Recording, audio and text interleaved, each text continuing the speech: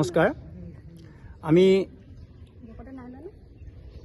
দেশত যি মানৱ সমাজত উশৃংখলতাৰ সৃষ্টি বেছিকৈ হৈছে, সেয়েহে সেই অসূয়া অপ্ৰীতি হিংসা হত্যা নিবাৰণৰ কাৰণে যি সাংস্কৃতিক অনুষ্ঠান, এই সাংস্কৃতিক অনুষ্ঠানৰ জৰিয়তে অসম আৰু অৰুণাচল দুয়োখন ৰাজ্যৰে বিভিন্ন জাতি জনগোষ্ঠীৰ সন্মিলিত জনগোষ্ঠী সাংস্কৃতিক সমন্বয় মঞ্চ বিগত 2022 চনতে গঠন কৰিছিলোঁ। প্ৰথম, দ্বিতীয় আৰু তৃতীয় প্ৰতিষ্ঠা দিৱস আৰু অধিৱেশন অনুষ্ঠিত হৈ গৈছে। এইবাৰ 2026 চনত এই জনগোষ্ঠীয় সাংস্কৃতিক সমন্বয় মঞ্চৰ 4 বছৰ পূৰ হ'ব।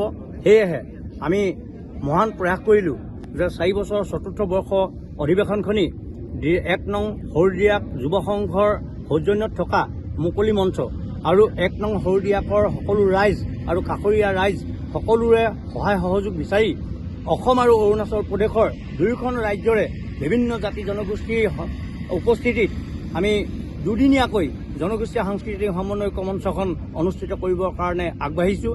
আমি প্ৰথম 2026 চনৰ 20 তাৰিখ আৰু 21 তাৰিখত জনগোষ্ঠীয় সাংস্কৃতিক সমন্বয় মঞ্চৰ চতুৰ্থ বাৰ্ষিক অধিৱেশনখনি অনুষ্ঠিত কৰিবলৈ আমি আগবাঢ়িছোঁ। আজি এই শুভাৰম্ভ কৰিবৰ নিমিত্তে আমাৰ প্ৰথম লাই খুঁটা স্থাপন কৰিছে শ্ৰী শ্ৰী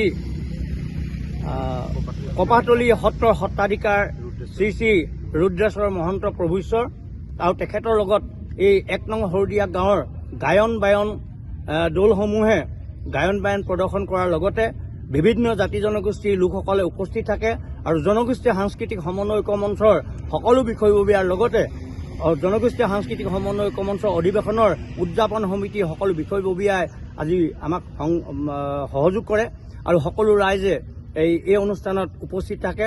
সেয়েহে আমি সকলোজনকে আহ্বান জনাম যে এই জাতিৰ জনগোষ্ঠীয় সাংস্কৃতিক সমন্বয় মঞ্চৰ যি অধিৱেশনখনি সৰ্বাংগ সুন্দৰ কৰিবৰ কাৰণে সকলোৱে দিহা পৰামৰ্শ আৰু সকলোৱে কায়িক বৌদ্ধিক আৰ্থিকভাৱে আমাক সহায় সহযোগ কৰিব আৰু এই জনগোষ্ঠীয় সাংস্কৃতিক সমন্বয় মঞ্চৰ জৰিয়তে দেশৰ যি মানৱ সমাজত উশৃংখলতাৰ সৃষ্টি হৈছে, এই উশৃংখলতাৰ সৃষ্টি দূৰ কৰিবৰ নিমিত্তে হিংসা হত্যা অসূয়া অপ্ৰীতি এইখিনি কেৱল আমি সাংস্কৃতিক অনুষ্ঠানৰ জৰিয়তে নিবাৰণ হ'ব বুলি আমাৰ দৃঢ় বিশ্বাস।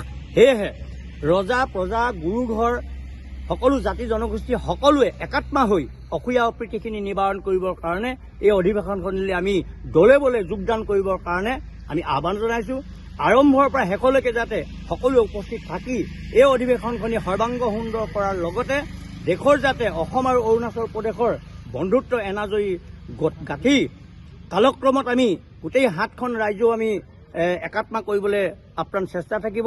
সেয়েহে সকলো সাংবাদিক বন্ধু, শিক্ষাবিদ, শিল্পী, গায়ক আৰু আমি সকলোকে আহ্বান জনাইছোঁ যাতে এই অনুষ্ঠানৰ জৰিয়তে আমি সকলোৱে একাত্মা হৈ জাতি জনগোষ্ঠী বন্ধুত্ব এনাজৰী গাঁঠো আৰু এই এনাজৰীৰ জৰিয়তে আমি যাতে আমাৰ ভেদাভেদখিনি আমি দূৰ কৰিম। যিকোনো খবৰৰ বাবে যোগাযোগ কৰক আমাৰ এই নম্বৰত 9181 307 221।